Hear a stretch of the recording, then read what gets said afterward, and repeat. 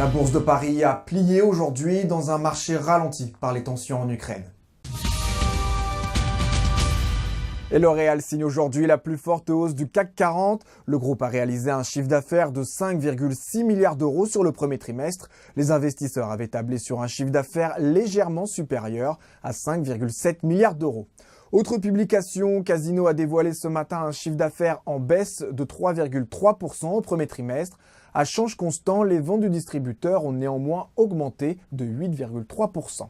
Et la plus forte hausse du SRD est signée Sodexo. Le titre profite en effet d'une réévaluation de Deutsche Bank. Le broker a relevé sa recommandation sur la valeur de conserver à achat et porté son objectif de cours de 74 à 86 euros. Dans le rouge, Alstom prévoit de supprimer 380 postes de sa branche transport, dont 180 au siège français. Et Soitec a chuté lourdement et signé la plus forte baisse du SBF 120 aujourd'hui. Cette technologie photovoltaïque à concentration n'a finalement pas été retenue par la société Tenaska Solar Ventures. Tenaska a en effet indiqué préférer avoir recours à une solution traditionnelle de panneaux solaires pour réaliser ses projets.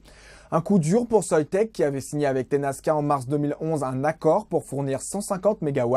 La ferme aurait dû voir le jour en 2015 et constituer l'un des piliers de l'installation de Soitec aux États-Unis.